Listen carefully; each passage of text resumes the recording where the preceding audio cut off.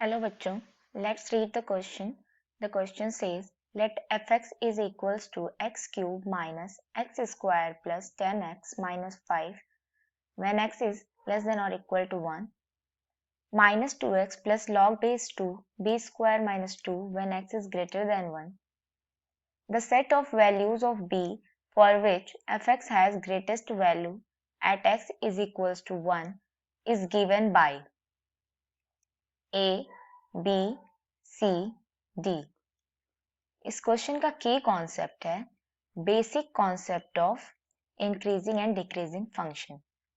मान लेते हैं कोई फंक्शन एफ एक्स है, तो अगर इसका फर्स्ट डेरिवेटिव निकालें F dash x is less than 0, अगर नेगेटिव आता है देन ये एक डिक्रीजिंग फंक्शन होगा, एंड अगर इसका फर्स्ट डेरिवेटिव ग्रेटर देन 0 आता है देन ये फंक्शन एक इंक्रीजिंग फंक्शन होगा। तो सबसे पहले हम for x is less than और इक्वल टू 1 के लिए चेक करेंगे। तो x इज लेस देन और इक्वल टू 1 के लिए fx की वैल्यू है x cube minus x square plus 10x minus 5। x के रिस्पेक्ट में इसे हम अगर डिफ्रेंशिएट करें, differentiating with respect to x, first derivative हमें मिलेगा 3x square minus 2x plus 10। ये ग्रेटर देन और इक्वल टू 0 होने के लिए, ग्रेटर देन 0 होने के लिए इसका डिस्क्रिमिनेंट लेस देन 0 होना चाहिए। डिस्क्रिमिनेंट क्या होता है, हम यहाँ पर अगर देखें कि ax square plus bx plus c एक क्वाड्रेटिक इक्वेशन है, ये अगर ग्रेटर देन 0 है इसका मतलब इसका डिस्क्रिमिनेंट लेस देन 0 होगा। डिस्क्रिमिनेंट क्या होता है, b स्क्वायर माइनस 4ac। तो यहाँ पर अगर हम देखें तो d की वैल्यू आएगी d is equals to 4 minus 4 into 3 into 10, and ये आया 4 माइनस 120, एंड ये हो गया minus 116 less than 0। It means f dash x is greater than 0, and this implies fx is increasing function for every x less than or equal to 1, for every x less than or equal to 1। अब x is greater than 1 के लिए check करेंगे। for x greater than 1 fx की value है minus 2x plus log base 2 b square minus 2, यही है fx की value. Then अब हम इसका फर्स्ट डेरिवेटिव निकालेंगे differentiating with respect to x। तो हमें क्या मिलेगा, f dash x equals to minus 2 plus ये कांस्टेंट है तो ये 0 हो जाएगा। तो f डैश x हमें लेस देन 0 मिला। It means fx is decreasing function for x greater than 1।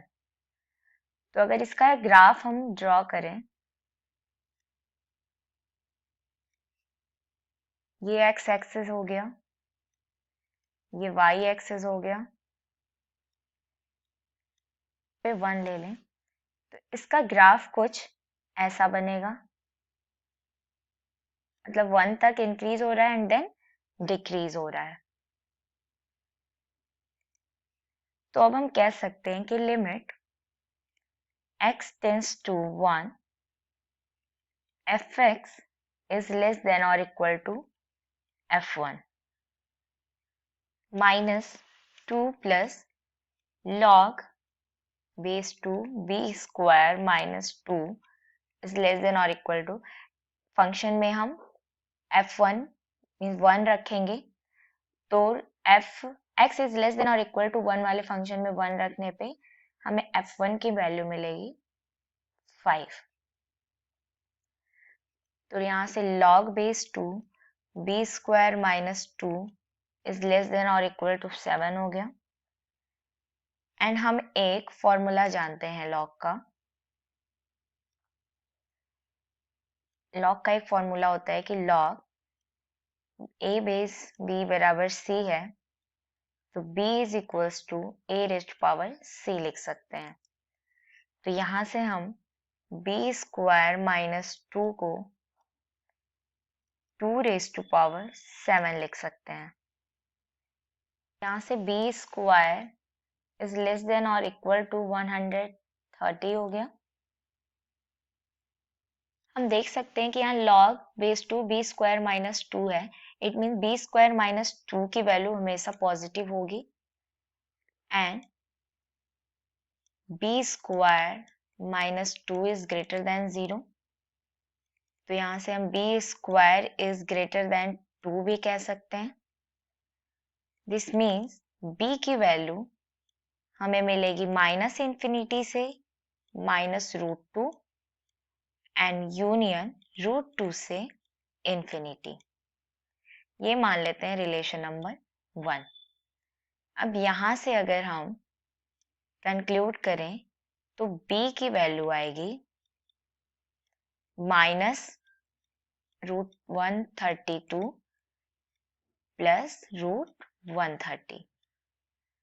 तो इसको सेकेंड रिलेशन मान लें and first relation and second relation का इंटरसेक्शन लेते हैं अगर, तो हमें b belongs to minus root 130 minus root 2 union root 2